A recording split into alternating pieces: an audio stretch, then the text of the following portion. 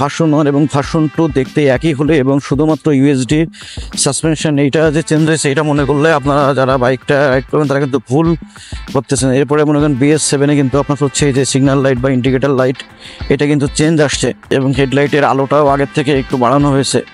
সব কিছু কম্বিনেশন করে মোটামুটি বাইকটা একটু রাস্তায় চলার মতো পারফরমেন্স করছে আর কি। এভরিওয়ান, এটা হচ্ছে আমার MT-15 V2। আজকে এটার সাথে আমার দ্বিতীয় ট্যুর এবং ঢাকা সিটি চালানোর জন্য আমি আরও একটা বাইক পারচেস করছি অলরেডি। তো এটাতে আসলে এই ব্যাগ ক্যারি করার জন্য কিন্তু একটা মানে পিছনের ব্যাগ ক্যারিয়ার ইনস্টল করছি যাতে আরও একজন পিলিয়ন বসতে পারে, কিন্তু এখন আমি ব্যাগটা লম্বা করে বেঁধে নিছি যাতে এটা স্বাচ্ছন্দ্যে মোটামুটি থাকে সেটার জন্য।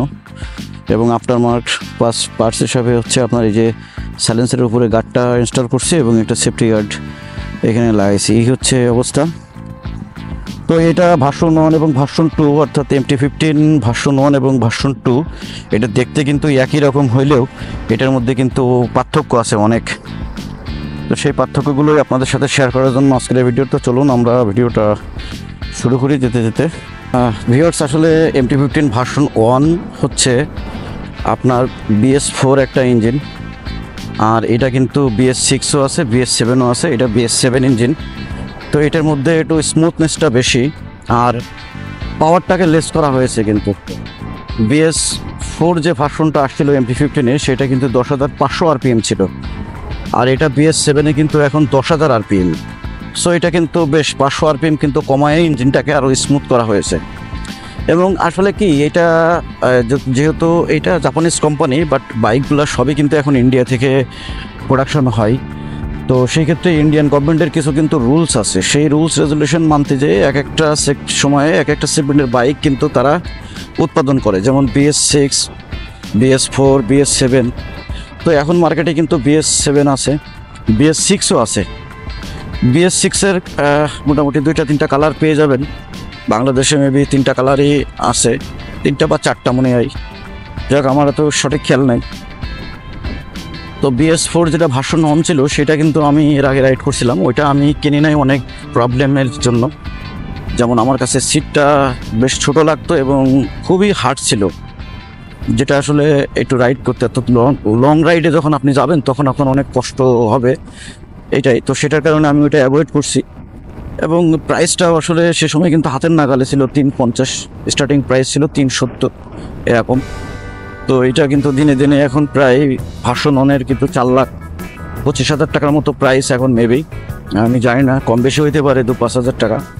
আর এইটা কিন্তু 5,35,000 টাকা ছিল, সেখান থেকে ডিসকাউন্ট ছিল 5,000।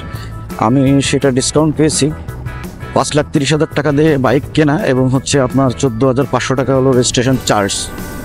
তো বুঝতেই পারছেন প্রায় 5.5 লাখ টাকা আর কি। তো এটার মধ্যে অবশ্যই পার্থক্য আছে, যদি রাইড না করেন আপনি তাহলে বুঝতে পারবেন না। MT-15 V1-এ যে প্রবলেমগুলো ছিল মেবি, যেমন শকারটা কিন্তু খুব বেশি পরিমাণ, অর্থাৎ আপনি যদি 2-3 হাজার বা 5,000 কিলোমিটার চলার পরে ওইটা শকারটা কিন্তু বেশি খেলে।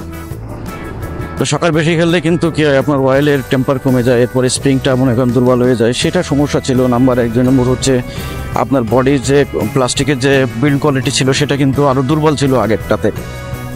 এরপরে হচ্ছে হ্যান্ডেলবারের একটু প্রবলেম ছিল, সেগুলো ঠিক হয়েছে মোটামুটি এই ভার্সন 2-তে। এবং এইটার বেশ কিছু পরিবর্তন আসছে আসলে মূলত ইঞ্জিনটা আরও রিফাইন করে এটাকে স্মুথ করা হয়েছে।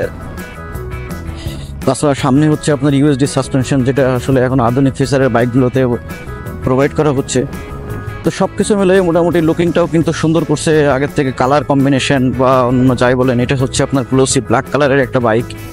হ্যাঁ, যদি অনেকে ম্যাট বলে, আসলে যেটা বলেন এটা নিয়ে সমস্যা নেই কালারের।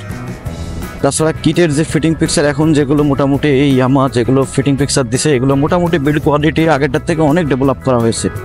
সো আসলে MT-15 ভার্সন 1 এবং ভার্সন 2 দেখতে একই হলে এবং শুধুমাত্র ইউএসডি সাসপেনশন এইটা যে চেঞ্জ হয়েছে এটা মনে করলে আপনারা যারা বাইকটা রাইড করবেন তারা কিন্তু ভুল করতেছেন। এরপরে মনে করেন BS7-এ কিন্তু আপনার হচ্ছে এই যে সিগন্যাল লাইট বা ইন্ডিকেটর লাইট এটা কিন্তু চেঞ্জ আসছে এবং হেডলাইটের আলোটাও আগের থেকে একটু বাড়ানো হয়েছে। সব কিছু কম্বিনেশন করে মোটামুটি বাইকটা একটু রাস্তায় চলার মতো পারফরমেন্স করছে আর কি।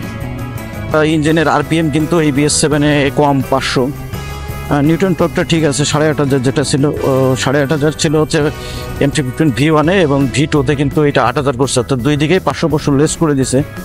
এটা আসলে ইন্ডিয়ান গভর্নমেন্টের একটা পলিসি, যেহেতু বাংলাদেশে যত বাইক ইম্পোর্টার আছে, কিছু আছে চায়না এবং এখন বর্তমান কিছু ইউরোপিয়ান বাইক নিয়ে আসছে তারা। তো এইটা এবং ইন্ডিয়ান এই দুইটার ধরনের গভর্নমেন্টের অনেকগুলো রুলস আছে, সেই রুলস রেজুলেশন মেনেই কিন্তু তারা এই বাইকগুলো ইম্পোর্ট করে।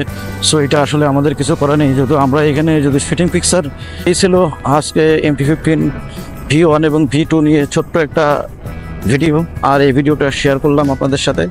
যদি কিঞ্চিত পরিমাণ উপকার হয় তাহলে একটা লাইক, একটা শেয়ার, একটা কমেন্টস করে পাশে থাকবেন। আল্লাহ হাফেজ, আসসালামু আলাইকুম ওয়া রাহমাতুল্লাহি ওয়া বারাকাতুহু।